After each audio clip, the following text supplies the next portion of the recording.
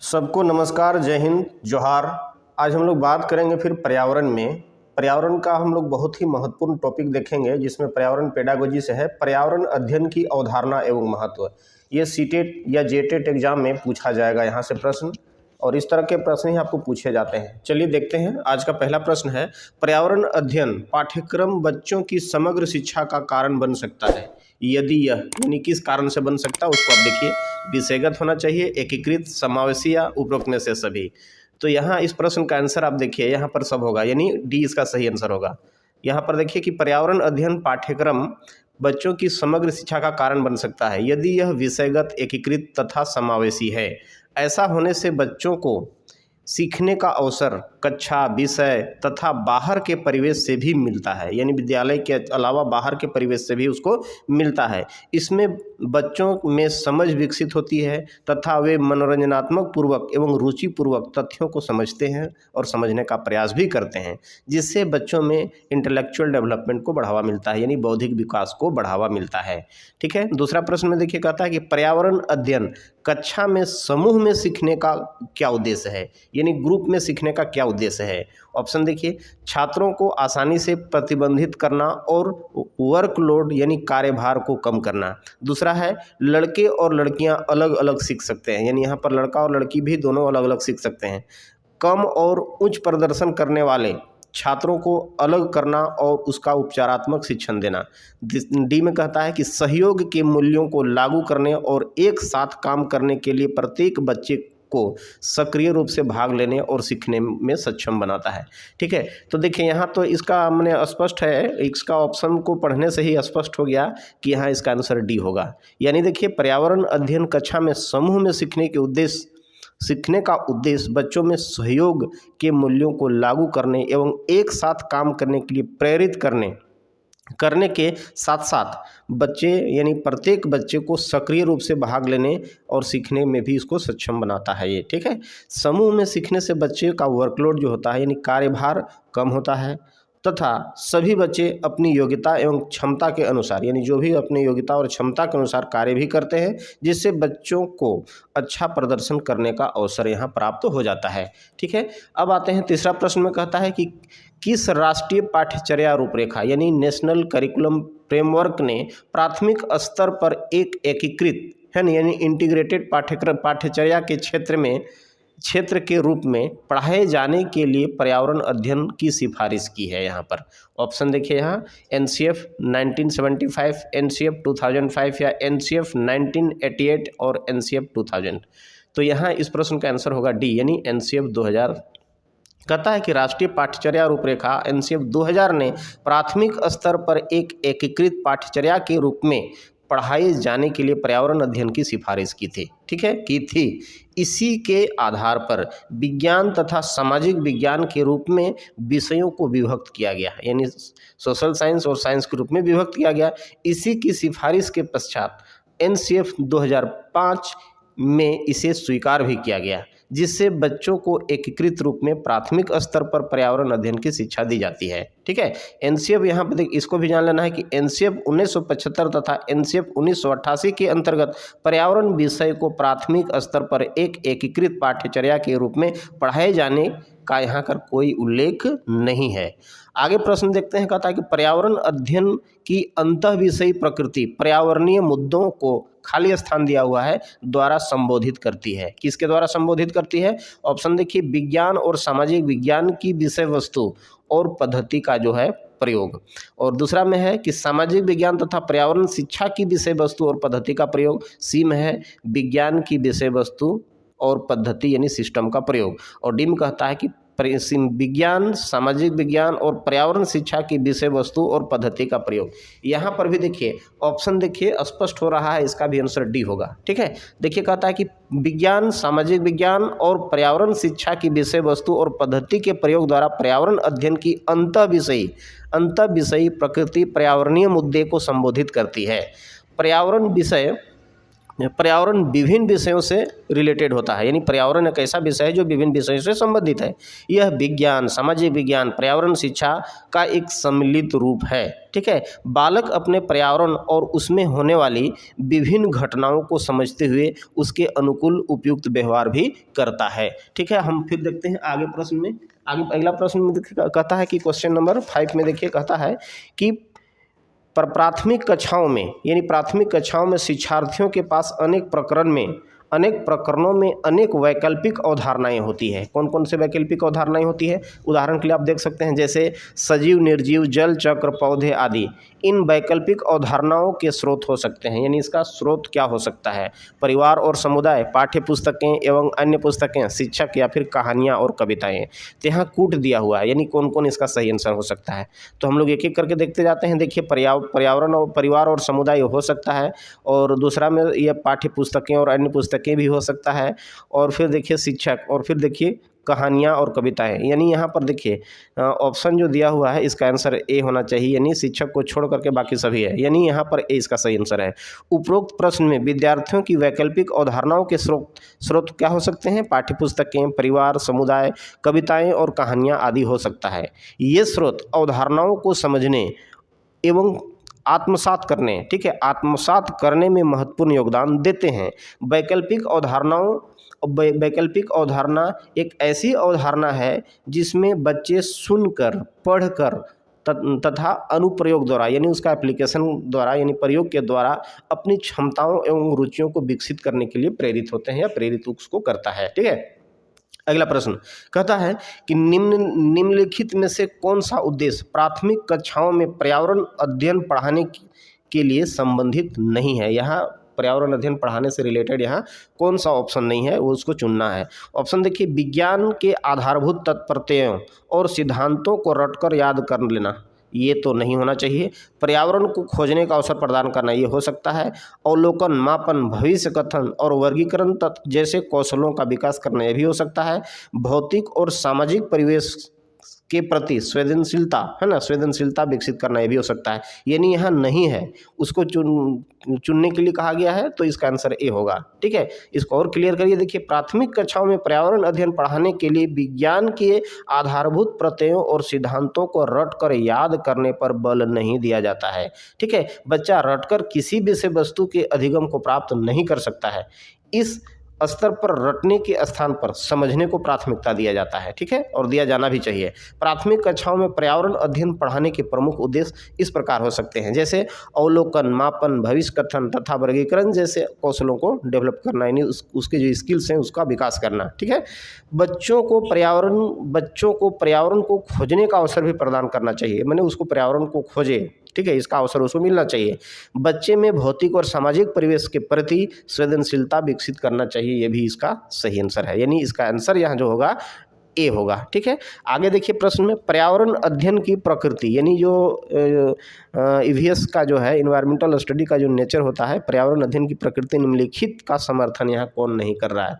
Option देखिए, बच्चे कम गलती करें, है ना, बच्चे जो है कम गलतियाँ करें, बच्चों को करके सीखने का अवसर मिले, फिर कहता है कि बच्चे बहुत से प्रश्न पूछे, और फिर आगे देखिए, बच्चे को खोज करने के लिए पर्याप्त स्थान भी मिले। तो यहाँ समर्थन नहीं करता है, ये कथन को कहा गया है, तो इसका आंसर ए यहाँ पर भी होगा, यानी बच्चे कम गलतियाँ करें। ऐसा नहीं, बच्चा है तो गलती करेगा, और गलती से ही वो सीखता है। इसको और क्लियर करिए। देखिए, कहता है क्या, पर्यावरण अध्ययन की प्रकृति में बच्चों को करके सीखना, प्रश्न पूछने तथा खोज करने का समर्थन करती है, जबकि बच्चे कम गलतियां करें इस बात का समर्थन कदापि नहीं करती। ठीक है, क्योंकि यह माना जाता है कि बच्चे की गलतियां में ही उसके अधिगम, यानी उसका जो अधिगम उसी में छिपा होता है, और खोज करने का अवसर उसी में छिपा होता है। बच्चे गलती करता है, उसी में उसका छिपा होता है। ठीक है, इसलिए बच्चों को एक सक्रिय अन्वेषक की संज्ञा दी गई है। ठीक है, बच्चे यानी छोटे बच्चे गलतियां करते हैं और सीखते हैं, गलती करते भी और सीखते हैं। इस स्तर पर बच्चों की गलतियां को एक संसाधन के रूप में देखा जाना चाहिए, न कि एक समस्या के रूप में। यानी जो बच्चा गलती करता है उसको समस्या हमको नहीं मानना चाहिए, बल्कि उसके एक संसाधन के रूप में उसको स्वीकार करना चाहिए। अगला प्रश्न कहता है, क्लास 5 की पर्यावरण अध्ययन की पाठ्यपुस्तक का एक पाठ है, क्या है पाठ? उसी से ठंडा, उसी से गर्म। ठीक है। यहाँ पर डॉक्टर जाकिर हुसैन द्वारा लिखी गई एक कहानी है, यह डॉक्टर जाकिर हुसैन द्वारा लिखा गया एक कहानी है। उन्होंने बच्चों के लिए यानी बच्चों के लिए कोई एक कहानियाँ लिखी है। अपनी मृत्यु के समय वे थे, और यहाँ प्रश्न पूछा गया है कि जब ये तो डॉक्टर जाकिर हुसैन के द्वारा ये किताब लिखा गया है ना, लेकिन ये मृत्यु जब हो रहा था उस समय क्या थे? वो भारत के मुख्य न्यायाधीश थे, चीफ जस्टिस ऑफ इंडिया थे, या फिर भारत के उपराष्ट्रपति थे, या भारत के राष्ट्रपति थे, या भारत के प्राइम मिनिस्टर यानी प्रधानमंत्री थे? तो स्पष्ट है, इसका आंसर आप जान रहे होंगे, ये राष्ट्रपति थे, भारत के राष्ट्रपति। यानी डॉक्टर जाकिर हुसैन का जन्म जो होता है कि 8 फरवरी 1897 ईस्वी को हैदराबाद में हुआ था। ये भारत के तीसरे राष्ट्रपति थे। उन्होंने बच्चों पर आधारित अनेक रचनाएं भी लिखी है, जैसे जल्दी में छोटा चूजा, या फिर उसी से ठंडा उसी से गर्म, फूल का गीत आदि, है ना। राष्ट्रपति पद पर रहने के दौरान ही यानी पद पर रहते हुए या 3 मई 1969 ईस्वी को इनकी मृत्यु हो गई थी। ठीक है, यानी राष्ट्रपति पद पर रहते हुए इनकी मृत्यु हो गई थी। अगला प्रश्न देखिए, प्राथमिक स्तर पर पर्यावरण अध्ययन की पढ़ाई का एक प्रमुख उद्देश्य क्या होना चाहिए? ऑप्शन देखिए, कहता है कि विषय की मूल संकल्पनाओं की गहन समझ विकसित करना। दूसरा है अगले स्तर के अध्ययन के लिए विद्यार्थियों को तैयार करना। और सी में है कक्षा की पढ़ाई को शिक्षार्थी के विद्यालय से बाहर के जीवन से संबंधित करने में सहायता करना। और डी में है स्वतंत्र रूप से हस्तसिद्ध क्रियाकलापों को करने का कौशल जो होता है अर्जित करना। तो इसका प्रश्न देखिए, इसमें इसका आंसर होना चाहिए सी। ठीक है, क्या आंसर होना चाहिए? सी, यानी कक्षा की पढ़ाई को शिक्षार्थी के विद्यालय से बाहर के जीवन से संबंधित करने में सहायता करना। प्राथमिक स्तर पर पर्यावरण अध्ययन की पढ़ाई का यहाँ एक प्रमुख उद्देश्य होना चाहिए, अप्रमुख उद्देश्य है। शिक्षार्थी विद्यालय के बाहर यानी अपने घर, परिवार, समाज, समूह, मित्र मंडली यानी जो भी उसके अपने ग्रुप में है, मित्र मंडली आदि का एक सदस्य होता है, जहाँ वह दिन प्रतिदिन कुछ नई बातें को भी सीखता है। इसलिए यहाँ पर्यावरण यानी ईवीएस यानी पर्यावरण की पढ़ाई में उनके विद्यालय से बाहर की क्रियाकलापों को संबंधित किया जाता है। ठीक है, आगे देखिए, प्रश्न में कहता है कि ईवीएस यानी ईवीएस सर्वेक्षण का अर्थ प्रयुक्त होता है, यानी पर्यावरण अध्ययन का सर्वेक्षण होता है, कहाँ पर प्रयुक्त होता है? इन्वायरमेंटल साइंस में, या इन्वायरमेंटल है ना सोसेज में, या फिर इन्वायरमेंटल स्टडीज में, या इन्वायरमेंटल स्किल्स में? तो इसका आंसर यहाँ सी होगा, इन्वायरमेंटल स्टडीज। यानी ईवीएस पर्यावरण संरक्षण में यानी ईवीएस संक्षेपण इन्वायरमेंटल स्टडीज के अर्थ में यहाँ पर प्रयुक्त होता है। इन्वायरमेंटल स्टडीज को हिंदी में पर्यावरण अध्ययन कहते हैं। पर्यावरण अध्ययन में जैविक एवं अजैविक घटकों की विशेषताओं एवं अंतर संबंधों का अध्ययन किया जाता है। उसी तरह से हम लोग आगे देखते हैं, सामाजिक विज्ञान के संदर्भ में पर्यावरण अध्ययन को पढ़ाने का निम्नलिखित में से कौन सा उद्देश्य नहीं है? ऑप्शन देखिए, इसे बच्चों की मुख्य शब्दावली का सही परिभाषा याद करने में योग बनाना चाहिए, है ना। इसे शिक्षार्थियों को विद्यालय विचारों यानी विद्यमान विचारों और अभ्यासों पर प्रश्न करने का योग बनाना चाहिए। और सी में है, इसे बच्चों को समाज के एक जिम्मेवार सदस्य के रूप में पढ़ने के योग बनाना चाहिए। और डी में कहता है, इसे बच्चों की कल्चर यानी संस्कृति अभ्यासों में विविधता का सम्मान करने योग्य बनाना चाहिए। तो यहाँ इस प्रश्न का आंसर देखिए, यहाँ ए होगा, यानी बच्चों को मुख्य शब्दावली का सही परिभाषा याद करना और योग बनाना सामाजिक विज्ञान के संदर्भ में पर्यावरण अध्ययन का प्रमुख उद्देश्य यहाँ नहीं है, है ना। इसका उद्देश्य बच्चों को समाज के लिए एक जिम्मेवार सदस्य के रूप में बढ़ने के योग बनाना है। ठीक है, और ताकि वो अपने जीवन में उसका उपयोग कर सके और एक बेहतर नागरिक बन सके, तथा पर्यावरण को समझते हुए उसके अनुरूप व्यवहार करने की शिक्षा प्रदान करना यहाँ शामिल होता है। ठीक है, इसके अतिरिक्त बच्चों को विद्यमान विचारों माने बच्चों में विद्यमान विचारों और अभ्यासों पर प्रश्न करने योग्य तथा संस्कृति अभ्यासों में विविधता का सम्मान करने के योग्य बनाना चाहिए। और फिर अगला देखते हैं, प्रश्न में कहता है 12 में कहता है कि निम्नलिखित में से कौन सा प्राथमिक विद्यालय में पर्यावरण अध्ययन पढ़ाने का उद्देश्य निरूपित करता है? ऑप्शन देखिए, विद्यालय में बच्चों के अनुभवों को बाहरी दुनिया से जोड़ना। और बी में है बच्चों की तकनीकी शब्दावली और परिभाषाओं से परिचित कराना।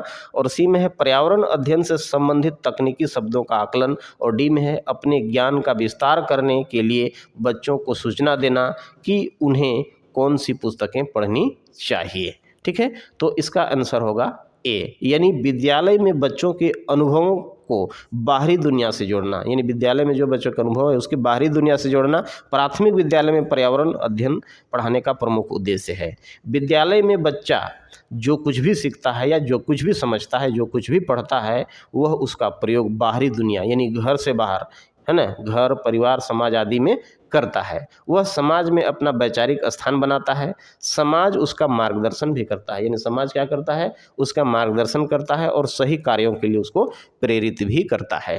ठीक है, इस तरह से हम लोग अगला प्रश्न में देखते हैं। अगला प्रश्न कहता है, जो विभिन्न राज्यों में पूछा गया प्रश्न है, कहता है कि पर्यावरण के प्रति, है ना, पर्यावरण के प्रति बढ़ते सरोकार के कारण निम्न में से क्या है। ठीक है, यहाँ पर यह क्या होगा। ऑप्शन देखिए, प्रकृति की रक्षा को लेकर चिंता, मूलवासी लोगों और प्राकृतिक प्रवासों के लिए पर्यावरण सुरक्षा, और सी में है मानवीय गतिविधियों से खतरे की हद तक नुकसान, और डी में कहता है उपरोक्त में से कोई नहीं, यानी कोई नहीं है। ठीक है, तो इसका आंसर यहाँ सी होगा, यानी पर्यावरण के प्रति बढ़ते सरोकार का मुख्य कारण मानवीय गतिविधियों से खतरे की हद तक नुकसान होना है। ठीक है, मानव पर्यावरण का इस हद तक दोहन, माने मानव जो है पर्यावरण का इस हद तक दोहन कर चुका है कि अब उसका अस्तित्व खतरे में पड़ गया है। ठीक है, यह पड़ने लगा है। मानव ने पर्यावरण को अत्यधिक क्षति पहुंचाई है। सबसे ज़्यादा जो पर्यावरण को क्षति पहुंचाई है वो मनुष्य ने ही पहुंचाई है।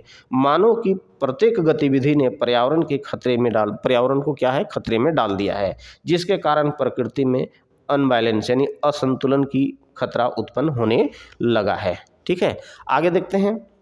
कहता है कि बच्चों को पर्यावरण अध्ययन पढ़ाया जाना क्यों आवश्यक है, यानी जो बच्चा है उसको पर्यावरण अध्ययन क्यों पढ़ाना चाहिए। ऑप्शन देखिए, नैतिकता की समझ का विकास, या अवधारणाओं की गहरी समझ का विकास, या पर्यावरण की जानकारी एवं महत्व देना, और उपरोक्त में से सभी। तो इस प्रश्न का आंसर यहाँ सी होगा, यानी पर्यावरण की जानकारी एवं महत्व देना। ठीक है, छोटे बच्चे अपने आसपास के वातावरण से अधिक सीखते हैं, यानी छोटा जो बच्चा होता है अपने अगल बगल घर के आसपास में जो होता है, जो गतिविधि होता है उसी को देखकर वो ज़्यादा सीखता है। ठीक है, और इस आयु में प्राप्त अनुभव ही उसके भावी अधिगम की सफलता को सुनिश्चित करता है। ठीक है, इसलिए प्राथमिक स्तर पर बच्चों को पर्यावरण की जानकारी एवं उसका महत्व बताना बहुत जरूरी होता है, बहुत आवश्यक होता है। अगला प्रश्न देखिए, पर्यावरण अध्ययन के शिक्षकों को निम्न में से किस प्रकार ध्यान देना चाहिए। ठीक है, किस पर ज़्यादा ध्यान देना चाहिए, बच्चों के दृष्टिकोण पर, या फिर अभिभावकों के विचार पर, या प्रयोगों एवं उदाहरणों पर, या पुस्तकों एवं परीक्षाओं पर। तो इसका स्पष्ट आंसर है बच्चों के दृष्टिकोण पर, यानी ए इसका सही आंसर है। आगे देखिए, पर्यावरण अध्ययन के शिक्षकों को, यानी जो भी पर्यावरण अध्ययन के यानी ईवीएस के जो भी शिक्षक हैं उनको बच्चों के दृष्टिकोण पर अधिक ध्यान देना चाहिए। शिक्षक कक्षा में जो विषय वस्तु को पढ़ाता है उसका बालक पर कोई प्रभाव पड़ता है। ठीक है, बालक उससे कितना सीखता है ना, पाठ्य वस्तुएं उसके प्रति बालक का क्या दृष्टिकोण है, यह मुख्यतः बालक के सोच पर निर्भर करता है। इसकी जांच व निरीक्षण शिक्षक द्वारा निरंतर किया जाना चाहिए। इस प्रकार अब हम लोग देखते हैं अगला प्रश्न। पर्यावरण अध्ययन एकीकरण है ना, पर्यावरण अध्ययन एकीकरण है किसके लिए। ऑप्शन देखिए, पारिस्थितिकी, विषाणु विज्ञान और विज्ञान का, और फिर देखिए विज्ञान और सामाजिक विज्ञान का, विज्ञान सामाजिक अध्ययन और पर्यावरण शिक्षा का, विज्ञान यानी पर्यावरण विज्ञान और सामाजिक अध्ययन का। तो यहाँ पर इसका आंसर सी होगा, यानी यहाँ पर्यावरण अध्ययन एकीकरण है। पर्यावरण अध्ययन जो होता है ईवीएस में विज्ञान, सामाजिक विज्ञान और पर्यावरण शिक्षा का अध्ययन किया जाता है। पर्यावरण अध्ययन बुनियादी तौर पर एक प्रासंगिक विषय है जिसमें विज्ञान, सामाजिक अध्ययन और पर्यावरण शिक्षा से संबंधित मुद्दे क्या होते हैं, यहाँ पर समाविष्ट रहते हैं। अगले प्रश्न में हम लोग देखते हैं, कहता है कि पर्यावरणीय अध्ययन का उद्देश्य है, यानी पर्यावरणीय अध्ययन का यहाँ पर कौन सा उद्देश्य है। ऑप्शन देखिए, स्थानीय पर्यावरण या फिर पर्यावरणीय मुद्दों के प्रति समझ उत्पन्न करना, वैश्विक पर्यावरणीय मुद्दों के प्रति समझ उत्पन्न करना, और सी में है पर्यावरण के प्रति सकारात्मक दृष्टिकोण उत्पन्न करना, और उपरोक्त में से सभी। तो देखिए इस प्रश्न का स्पष्ट है, यहाँ इसका सभी होगा, यानी उपरोक्त में से सभी इसका आंसर होगा। पर्यावरणीय अध्ययन के निम्नलिखित उद्देश्य होते हैं, जैसे देखिए वैश्विक पर्यावरणीय मुद्दों के प्रति समझ विकसित करना, सामाजिक, प्राकृतिक तथा सांस्कृतिक वातावरण का ज्ञान कराना, और पर्यावरण के प्रति सकारात्मक दृष्टिकोण उत्पन्न करना, और है स्थानीय पर्यावरणीय मुद्दों के प्रति समझ उत्पन्न कराना है। ठीक है, आगे प्रश्न कहता है कि पर्यावरण जागरूकता का सृजन किसके द्वारा किया जा सकता है। ऑप्शन देखिए, यानी लेक्चर यानी व्याख्यान के द्वारा, क्षेत्रीय भ्रमण के द्वारा, या समूह वार्तालाप के द्वारा, या फिर स्टडी अध्ययन के द्वारा। तो इसका आंसर होगा यहाँ पर क्षेत्रीय भ्रमण, यानी बी सही आंसर है। पर्यावरण जागरूकता का सृजन क्षेत्रीय भ्रमण द्वारा किया जा सकता है।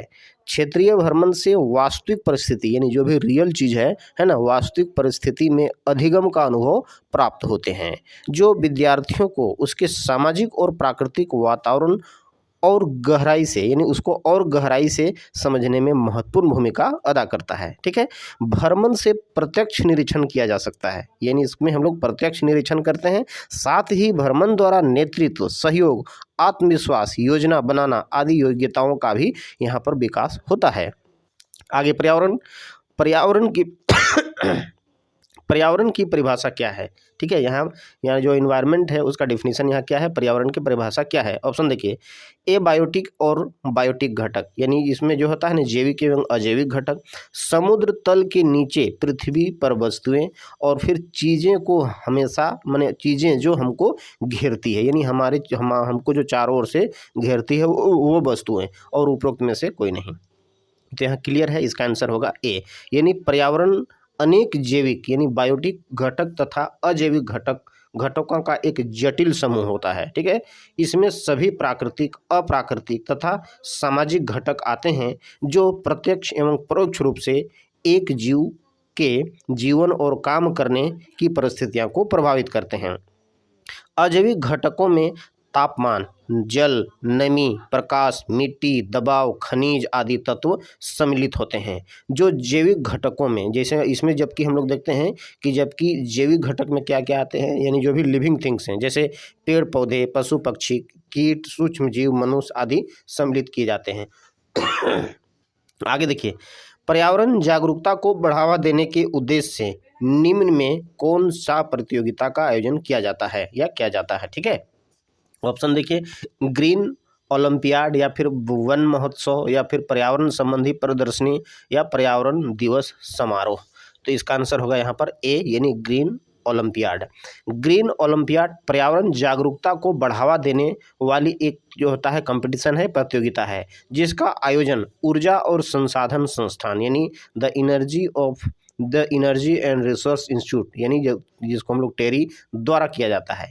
इसमें भारत के किसी भी राज्य और केंद्र शासित प्रदेश की मान्यता से प्राप्त शिक्षा बोर्ड एवं उसमें जो ट्रस्ट होते हैं कि विद्यालय के जो होते हैं, विद्यालय के यानी 4 से लेकर 10वीं क्लास तक यानी 4 से 10th क्लास तक जो होता है, 10th क्लास तक के विद्यार्थियों को इसमें सम्मिलित किया जाता है।